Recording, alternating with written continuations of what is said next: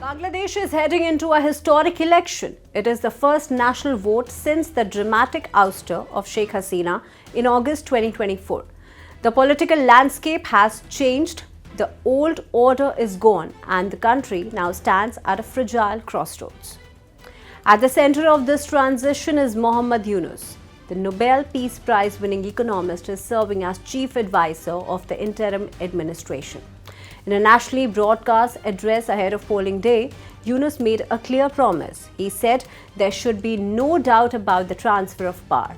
He assured citizens that the interim government will hand over responsibility to the newly elected leadership with pride and satisfaction.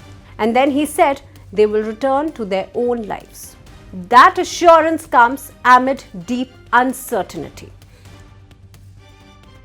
The February 12 election is not just another contest, it is being seen as a reset moment, a test of whether Bangladesh can move from street unrest and political upheaval to stable democratic governance.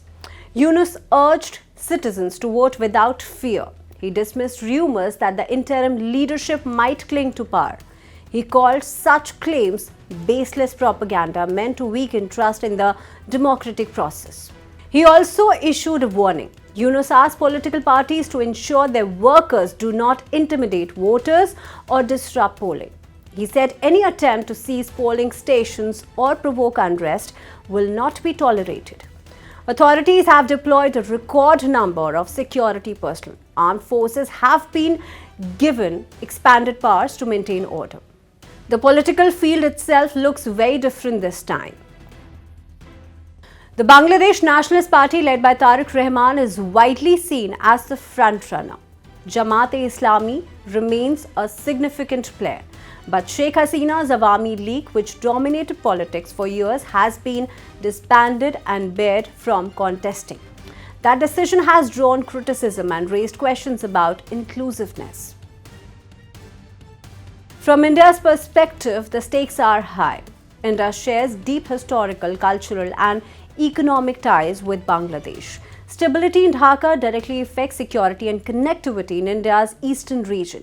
New Delhi has watched the transition closely, especially amid concerns over minority safety and law and order after Hasina's exit. For many Bangladeshis, this vote is about restoring confidence. Some hope it will bring accountable leadership and calm the streets. Others worry about political fragmentation and rising extremism in a country that defines itself as secular. Yunus has framed this election as a defining day in the life of the nation, a moment that will shape the direction of democracy and the fate of future generations. Now the focus shifts to the ballot box. If the transition is peaceful and mandate is respected, Bangladesh could turn a page. If not, the uncertainty may deepen. For South Asia and especially for India, this is not just Bangladesh's election. It is a test of whether democratic change can be orderly, credible and stable in a region often marked by turbulence.